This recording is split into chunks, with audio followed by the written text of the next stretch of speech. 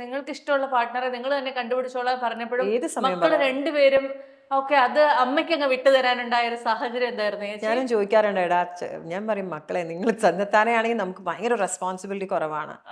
അപ്പൊ പറഞ്ഞ അങ്ങനെ സുഖിക്കണ്ട, അതെ. അങ്ങനെ സുഖിക്കണ്ട, ഇറ്റ് ഈസ് യുവർ റെസ്പോൺസിബിലിറ്റി. പക്ഷെ ആ കല്യാണം കഴിക്കാൻ പോണ ആളെ കണ്ട് സംസാരിച്ച് ഏകദേശം 1 വർഷത്തോളം സംസാരിച്ചിട്ടൊക്കെയാണ് ഉത്തര കല്യാണം കഴിച്ചത്. അതുപോലെ തന്നെ കീർത്തനെങ്കിൽ നമ്മൾ അങ്ങനെ ഒരാളെയായിരിക്കും ചിലപ്പോൾ കണ്ടുപിടിക്കുക. അവർ സംസാരിച്ച് അവർ കംഫർട്ടബിൾ ആണെങ്കിൽ മാത്രം മുമ്പോട്ട് പോകുന്ന രീതി. ആണ്. ഞാൻ എപ്പോഴും നിങ്ങളുടെയൊക്കെ റീൽസ് ഒക്കെ കാണുമ്പോഴത്തേക്ക് ആലോചിക്കാറുണ്ട് എത്ര അല്ലല്ല ശരത്തേട്ടൻ്റെ reels. അല്ല ചേട്ടന്റെ റീൽസ് പ്രത്യേകിച്ച് എത്ര ഹാപ്പി ആയിട്ടാണ് നമ്മളൊരു മകളെ കല്യാണം കഴിപ്പിച്ച മറ്റൊരു വീട്ടിലെ ആൾക്കാര് അങ്ങനെ ഒരു തോട്ടൊന്നും ഇല്ല, എല്ലാവരും ഒറ്റ ഫാമിലി അവരും ആയിട്ട് ഭയങ്കര വൈബിൾ, നമ്മുടെ കൂട്ടത്തിൽ കൂടുന്ന ഫാമിലിയാണ്. ആണ് അല്ലെ? അത് എങ്ങനെയായിരിക്കും അത് എത്രമാത്രം ജെല്ല് ചെയ്ത് പോകുന്നത്, ഇങ്ങനെ കൃത്യമായിട്ട് ആൾക്കാരെ കണ്ടുപിടിക്കുന്നതെന്ന് അതെങ്ങനെ?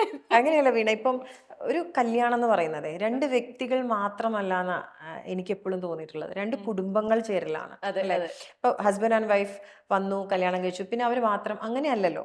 പിന്നെ നമ്മൾ ഈ ലൈഫ് ടൈം മുഴുവൻ നമ്മൾ കാണേണ്ടതാണ് അവരെയും അവര് നമ്മളെയും. നമ്മൾ ജീവിതത്തിൽ ഇങ്ങനെ ഒരുമിച്ച് പോകേണ്ടവരല്ലേ. അതെ.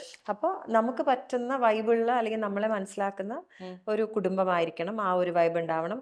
നമ്മൾ ഈ 1 വർഷം സംസാരിക്കുന്നു അല്ലെങ്കിൽ 6 മാസം 8 മാസം സംസാരിക്കുന്നു എന്ന് പറയുന്ന പയ്യനും പങ്കും ആദ്യം മാത്രമായിരുന്നില്ല, ഞങ്ങളും അതുപോലെ തന്നെയായിരുന്നു കുടുംബമായിട്ട്. പിന്നെ നമ്മളും വളരെ അവരെനിക്ക് ചേട്ടൻ ചേച്ചി, ഞാൻ ചേട്ടാ ചേച്ചി എന്നും കൂടെയാണ് വിളിക്കുന്നത്.